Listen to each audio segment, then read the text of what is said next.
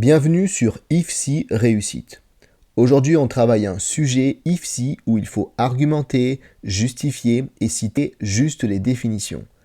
Pas de métaphore ni d'image dans cette vidéo. On se concentre sur les mots-clés attendus, les étapes exactes et les définitions à connaître. Aujourd'hui, on analyse le sujet de l'UE 2.10 du semestre 1, Infectiologie, Hygiène, sorti en janvier 2020 à l'Université de Bordeaux.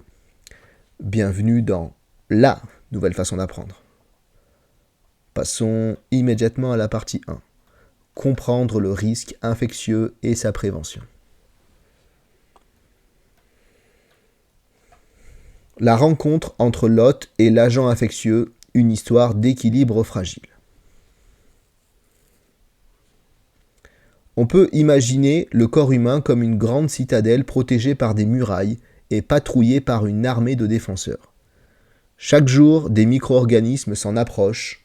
Certains sont pacifiques, comme la flore commensale, indispensable à notre équilibre. D'autres sont de passage, attirés par un contact, une surface ou une autre personne. C'est la flore transitoire, plus instable et plus susceptible de provoquer une infection. Un microbe ne devient dangereux que si plusieurs paramètres s'alignent. Son pouvoir pathogène dépend de deux éléments essentiels.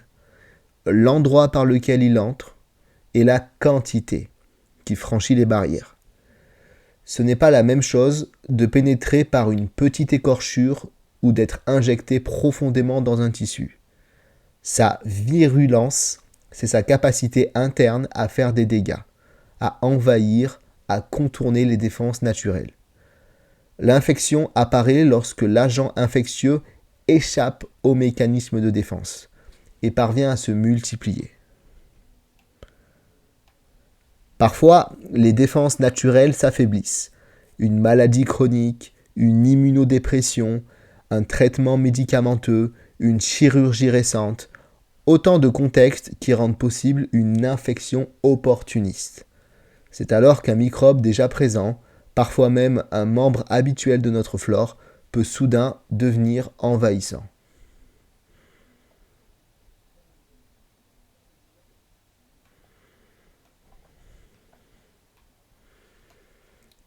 L'univers intérieur d'une bactérie, une cellule rudimentaire mais efficace. Une bactérie n'est ni complexe ni sophistiquée. Elle est construite pour l'efficacité. Elle n'a aucun noyau. Son ADN flotte librement dans le cytoplasme. Elle possède une membrane cytoplasmique, une paroi solide qui lui donne sa forme, et des ribosomes qui lui permettent de se multiplier rapidement.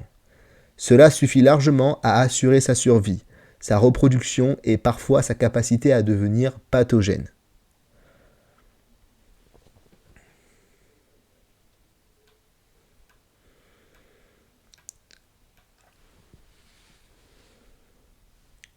Le staphylocoque doré, un habitant familier mais potentiellement dangereux.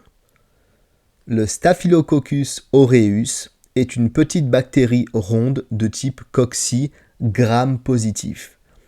Il vit dans le nez ou sur la peau d'environ un tiers de la population sans provoquer le moindre symptôme. Il est pourtant l'une des bactéries les plus redoutées en milieu de soins, car il possède un fort pouvoir pathogène et peut provoquer des infections graves. Certaines souches deviennent résistantes, comme les fameux SARM, qui compliquent considérablement les traitements. Ce microbe, très fréquent dans les infections nosocomiales, symbolise la frontière mince entre portage sain et maladie.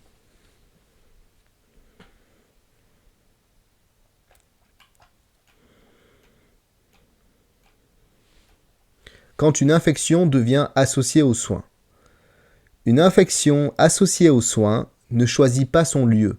Elle peut naître dans un hôpital, dans un cabinet de podologie, au domicile d'un patient, en EHPAD, partout où un soin est réalisé, le risque existe. Le délai de 48 heures ne s'applique qu'aux infections nosocomiales classiques. Mais l'infection associée aux soins, elle, concerne toute prise en charge.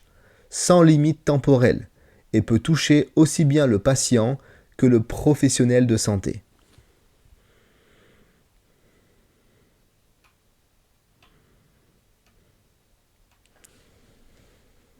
La chaîne épidémiologique en milieu de soins. Comment l'infection circule. Lorsqu'un microbe vient de l'extérieur, c'est une infection exogène. Les agents en cause peuvent être variés, pas seulement des bactéries. Un patient vulnérable offre plusieurs portes d'entrée. Une perfusion, un cathéter, une plaie, une sonde. L'hôpital est un lieu où la vulnérabilité est accrue, car les défenses sont souvent affaiblies. La transmission se fait principalement par contact, surtout via les mains, qui sont le premier vecteur d'agents infectieux. L'environnement peut jouer un rôle, mais il n'est généralement pas le réservoir principal.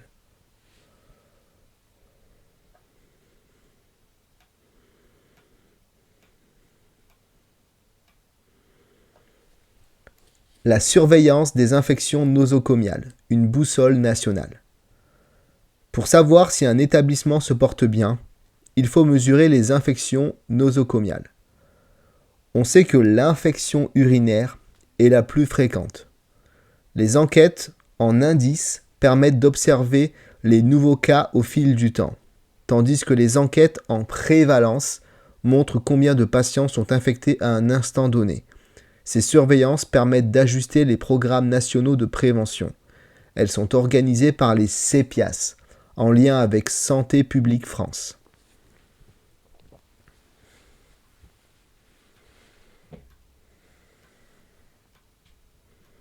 La polyvidone iodée, un antiseptique majeur.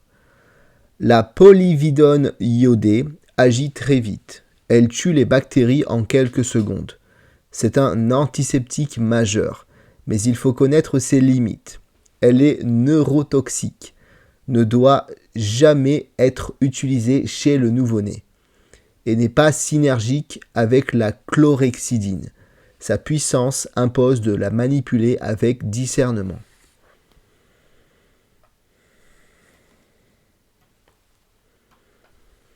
Quels antiseptiques sont adaptés aux muqueuses ? Toutes les solutions antiseptiques ne conviennent pas aux muqueuses, qui sont des tissus sensibles. On peut utiliser la polyvidone iodée aqueuse ou la chlorhexidine aqueuse, car elles ne contiennent pas d'alcool. Les dérivés chlorés peuvent être utilisés dans certaines situations précises. En revanche, l'eau oxygénée et l'éosine ne sont pas des antiseptiques adaptés aux muqueuses.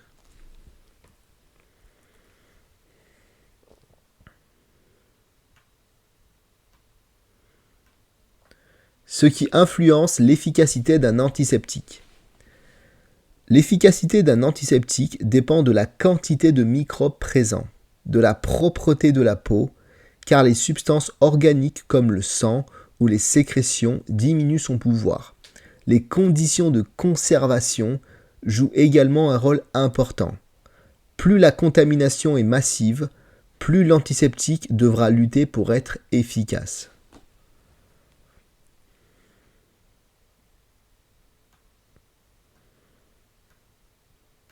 Les précautions complémentaires, une extension ciblée des précautions standards.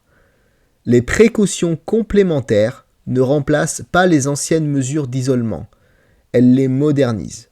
Elles concernent uniquement les patients contagieux selon la voie de transmission, air, gouttelette ou contact. Elles ne nécessitent pas d'attendre un diagnostic définitif pour être mises en place.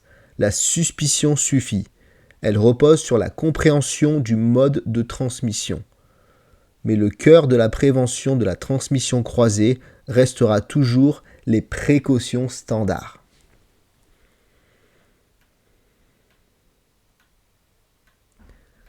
L'hygiène des mains par friction hydroalcoolique, l'arme la plus efficace.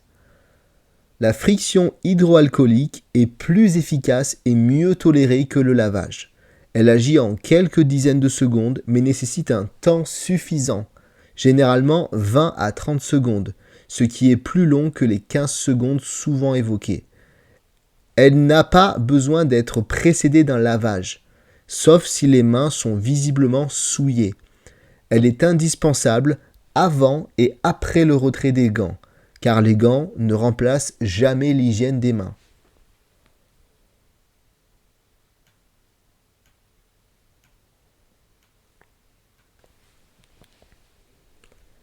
Quand le lavage au savon est-il nécessaire ? Le lavage est indiqué chaque fois que les mains sont visiblement sales. Il est obligatoire après un accident d'exposition au sang, après être allé aux toilettes et en début de service. Pour les patients porteurs de BMR, la friction hydroalcoolique reste la référence, sauf en cas de souillure.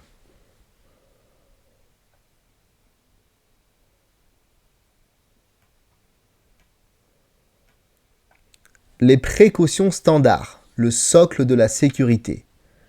Les précautions standards s'appliquent partout, tout le temps, quel que soit le patient. Elles visent à éviter la transmission croisée et les accidents d'exposition au sang. Elles n'imposent pas de porter des gants pour tout contact physique. On ne met des gants que lorsqu'il existe un risque d'exposition à un liquide biologique ou lorsque le soignant a une lésion cutanée. En revanche, elle recommande de protéger la tenue professionnelle, notamment avec un tablier à usage unique lorsque le soin risque de mouiller ou souiller.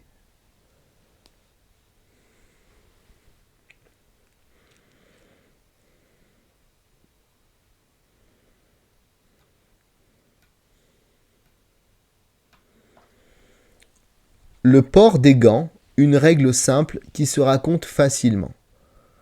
Les gants s'enfilent sur main sèche après une friction hydroalcoolique. Ils se changent entre deux soins, même chez un même patient. Ils sont indispensables pour la toilette intime ou tout soin exposant à du sang ou des liquides biologiques. En revanche, même en précaution complémentaire contact, on ne les met pas systématiquement si le soin ne comporte pas de risque de contact avec des liquides biologiques. Après avoir manipulé du linge souillé, on ne garde pas les gants. Ce serait une source de contamination de l'environnement.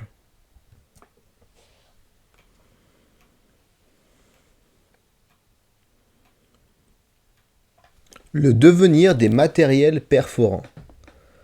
Une aiguille ne doit jamais être recapuchonnée. Une fois utilisée, elle va directement dans un collecteur adapté. On ne désadapte pas l'aiguille à la main. Et elle n'a rien à faire dans un sac de dasserie en vrac. Si elle est réutilisable, on ne la fait pas tremper dans un bain de détergent. On la transporte vers la zone prévue selon les procédures du service.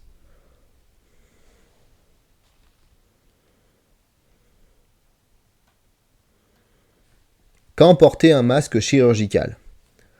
On porte un masque chirurgical lorsque l'on tousse, pour éviter de projeter des gouttelettes. On en fait porter un aux patients tuberculeux, lorsqu'ils se déplacent. En revanche, ce n'est pas le masque chirurgical qui protège un soignant exposé à une maladie transmissible par voie air. Ce rôle appartient au FFP2. À l'entrée d'une chambre d'un patient avec rougeole, le masque chirurgical est insuffisant. Il faut un masque respiratoire. Quant à la famille, le masque n'est utile que s'il existe un risque de projection.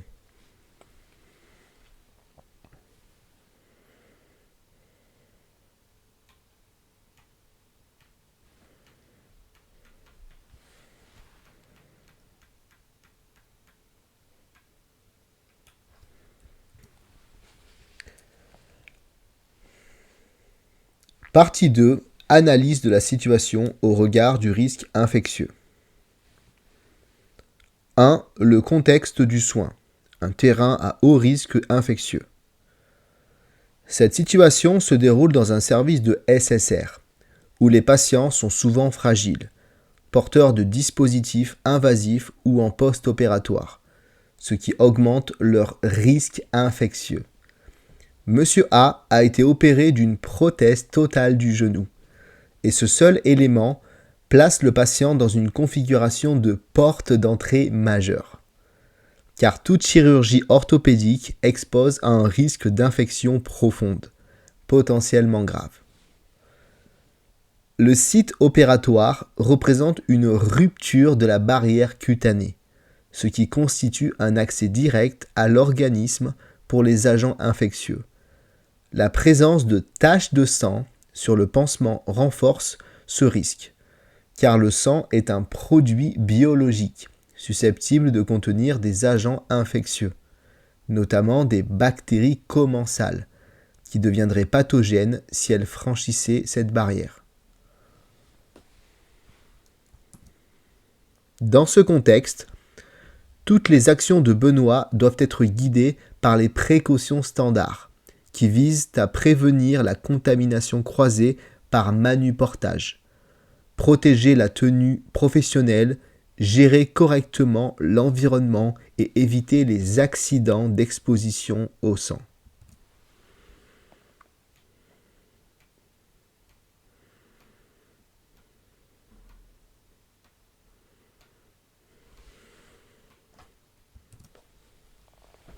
Deux, analyse détaillée, étape après étape. Quand Benoît entre dans la chambre, il réalise une friction hydroalcoolique, ce qui est conforme aux recommandations. Les mains sont un réservoir majeur de micro-organismes, et la CHA élimine la flore transitoire, vecteur principal de la transmission croisée. Cette première action est juste. Mais immédiatement après, Benoît apporte des draps propres dans la chambre.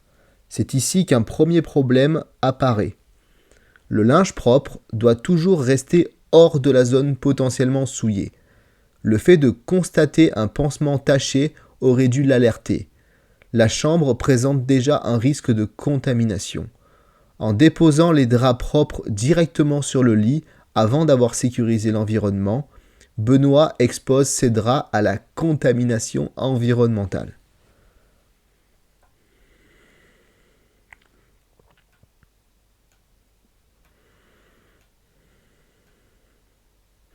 Lorsqu'il découvre l'urinal plein, Benoît saisit immédiatement l'urinal et part le vider dans les toilettes. Cette action n'est pas conforme aux bonnes pratiques. La manipulation d'excréta exige 3 conditions essentielles. Protéger la tenue avec un tablier plastique, protéger les mains avec des gants vinyles, ne jamais utiliser les toilettes comme lieu d'évacuation. Les excrétas contiennent un microbiote intestinal dense, avec des bactéries potentiellement pathogènes, et leur manipulation représente un risque d'aérosolisation. En les vidant dans les sanitaires, Benoît contamine un espace partagé, augmentant les risques de transmission environnementale.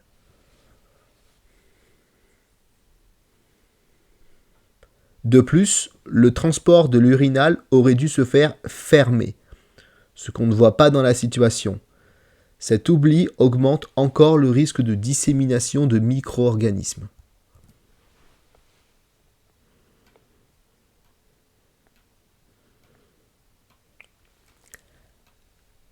Après avoir vidé l'urinal, Benoît effectue une friction des mains de 30 secondes. Cela est parfaitement conforme. Les mains ont été en contact avec un dispositif d'excréta et l'hygiène des mains doit être réalisée immédiatement après tout geste exposant. Lorsqu'il conduit Monsieur A à la salle de bain,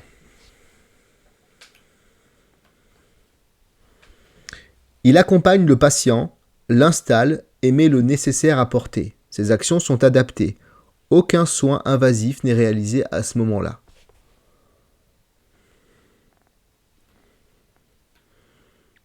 Quand il retourne refaire le lit. Ici, une succession d'erreurs apparaît. La réfection du lit après une nuit, voire après un saignement, expose à un risque de contact avec des liquides biologiques. Benoît aurait dû mettre un tablier blanc pour protéger sa tenue. Lorsqu'il met des gants, Il commet une erreur fréquente chez les étudiants. Utiliser les gants comme une protection générale. Or, les gants ne doivent être portés qu'en présence d'un risque identifié de contact avec du sang ou des liquides biologiques. Portés inutilement, ils deviennent de véritables vecteurs de contamination, car ils donnent un faux sentiment de sécurité et sont souvent mal utilisés. De plus, il aurait dû réaliser une FHA avant d'enlever les gants, car la flore transitoire peut être présente sous les gants en cas de transpiration ou de mains insuffisamment sèches. Lorsqu'il nettoie le matelas et l'entourage, il garde les mêmes gants que pour manipuler les draps, ce qui contamine tout l'environnement. Les précautions standards exigent un changement de gants entre deux tâches différentes, même chez un même patient, pour éviter de transférer des micro-organismes d'une surface à une autre.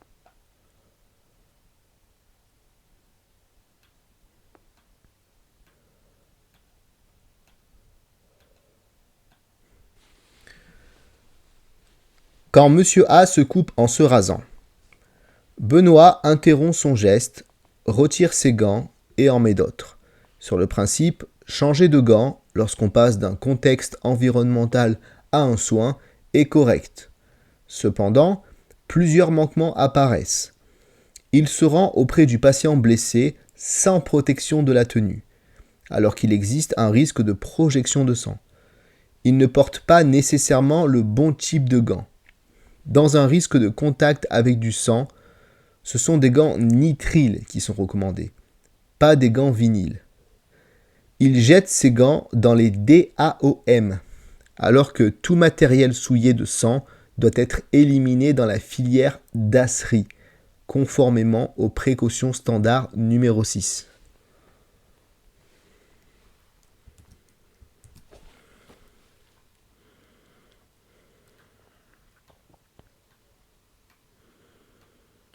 Quand il revient refaire le lit, Benoît effectue une FHA, ce qui est approprié, mais il commet ensuite une erreur importante. Il sort de la chambre avec la panière pour trier le linge dans le couloir. Ce geste viole un principe fondamental.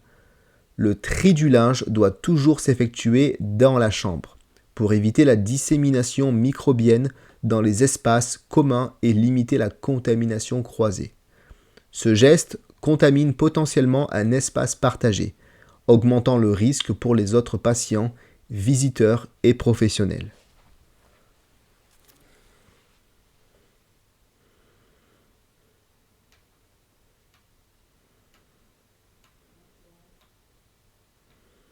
Synthèse argumentée. Les risques générés par ces actions. Tout au long de la situation, Benoît a alterné de bons et de mauvais réflexes. Les erreurs principales sont liées à la mauvaise compréhension du rôle des gants, à l'absence de protection de la tenue lors d'un soin exposant à des liquides biologiques, au non-respect de la gestion du linge, à une manipulation incorrecte des excréta, à une connaissance insuffisante des filières de déchets et à une gestion imparfaite de l'environnement contaminé. Ces erreurs multiplient les risques de transmission croisée, de contamination de l'environnement et d'exposition aux produits biologiques. Dans un contexte post-opératoire où le patient présente une porte d'entrée importante, ces erreurs pourraient contribuer à l'apparition d'une infection associée aux soins.